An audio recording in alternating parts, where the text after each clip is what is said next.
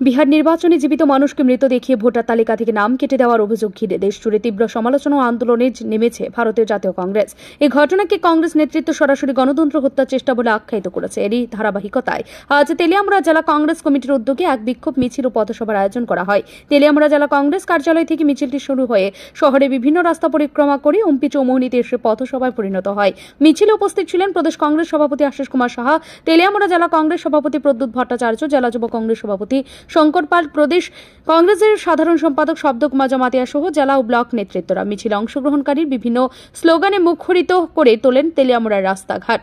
Vote চোর গদি ছোড়ো, vote চোর মোদি ধিক্কার ইত্যাদি স্লোগানে প্রকম্পিত হয় শহর। নেতৃবৃন্দ অভিযোগ করেন ভোটার তালিকা থেকে ইচ্ছাকৃতভাবে নাম বাদ দেওয়া হচ্ছে। জীবিত মানুষকে মৃত দেখিয়ে নাম কেটে ফেলার মাধ্যমে ভোটাধিকার কেড়ে নেওয়া হচ্ছে, যা সরাসরি গণতন্ত্রের উপর আঘাত।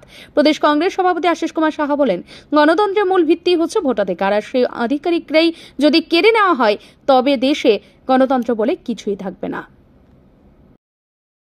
ভোটারদের তাদের মনোভাব বুঝেই ওই বানারসির ভোটারদের প্রদেয় ভোটের কারচুপি করেছেন।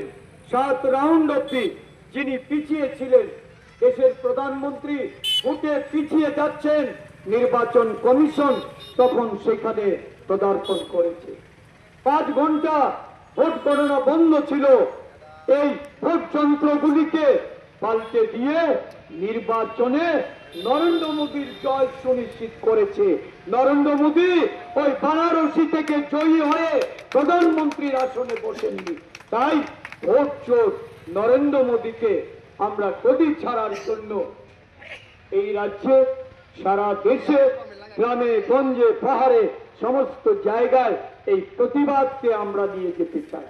মানুষকে আমরা জাগ্রত করতে চাই, মানুষকে সঙ্গে নিয়ে আজকে এই আন্দোলনকে আরো তীব্র করতে চাই। আমাদের রাজ্যেও নির্বাচন কমিশন যে 2018 সাল থেকে আজ অবধি যে ভূমিকায় তারা অবতীর্ণ হয়েছে, 18 সালের নির্বাচনের পর এই রাজ্যে সুষ্ঠুভাবে কোনো নির্বাচন সম্পন্ন হয়নি। জেলা কংগ্রেসের নেতৃত্ব জানান, এই ভোট কারচুপির বিরুদ্ধে ধারাবাহিক আন্দোলন চালানো হবে এবং জনগণকে সাথে নিয়ে বিজেপি সরকারের কুকীর্তি রুখে দেওয়া হবে। আজকের এই আন্দোলনকে কেন্দ্র করে তেলিয়ামুড়া শহরে রাজনৈতিক উত্তেজনা ছড়ালেও কংগ্রেস নেতৃত্বের দাবি, জনগণের অধিকার প্রতিষ্ঠায় এই লড়াই আরও জোরদার করা হবে। সনক দাসের রিপোর্ট, ঋদ্ধি নেটওয়ার্ক।